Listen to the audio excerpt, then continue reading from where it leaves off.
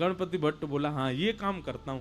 तुरंत उसने आंख पे पट्टी बांधी और जगन्नाथ जी के मंदिर में पहुंच गया। अभी तो नियम बंद हो गया, पहले ऐसा नियम था कि जगन्नाथ जी को आप हृदय से लगा सकते थे। जगन्नाथ जी की ऐसी भुजाएं हैं ना, वो इसीलिए हैं ताकि जो भी दर्शनार्थी आए सबको मेरे हृदय से लगाओ।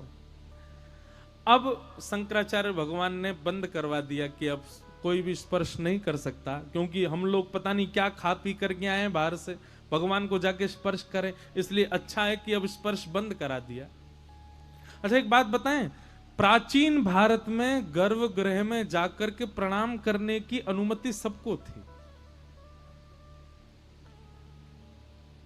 लेकिन जब मुगल आए भारत में तो मुगल क्या करते थे, अपने गुप्तचरों को भेष बदलवा करके मंदिरों में भेज देते थे और वे अपने जेबों में अशुद्ध वस्तु लेकर के जाते और मंदिर के भीतर प्रवेश करके गर्भगृह में फेंक आते।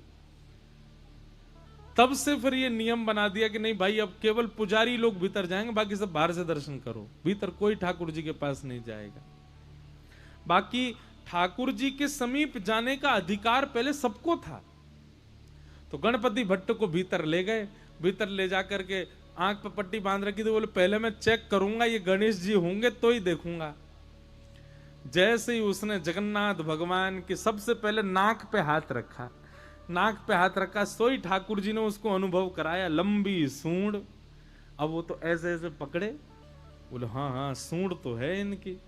सूंड थी नहीं, भगवान ने माया से प्रकट कर दी।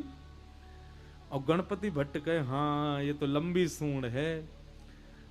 आंखों के पास कान के हाथ रखे तो महाराज लंबे लंबे कान, पकड़ पकड़ के हाँ ये तो बड़े बड़े कान हैं। पेट पे हाथ रखा तो लंबोदर, लंबा पेट है। वो तो समझ गया महाराज ये तो गणेश जी हैं। और जैसे ही उसने प्रणाम किया तो भगवान ने अपनी सूंड से उसके सिर को ऐसे गुदगुदा और दिया, उसको विश्वास हो गया कि ये तो गणेश जी हैं। जैसे ही उसने पट्टी खोली, पट्टी खोल करके देखा तो गणेश जी तो नहीं थे, जगन्नाथ भगवान थे। ना उनकी सूंड है, ना उनके कान है, ना वो लंबोदर। अब तो वो बोला ओहो मायावी कृष्ण, मायावी भगवान। आंख बंद करके स्पर्श करता हूं तो सूंड दिखती है, आंख खोल के देखता हूं तो जगन्नाथ दिखते हैं, मेरी निष्ठा भंग हो गई।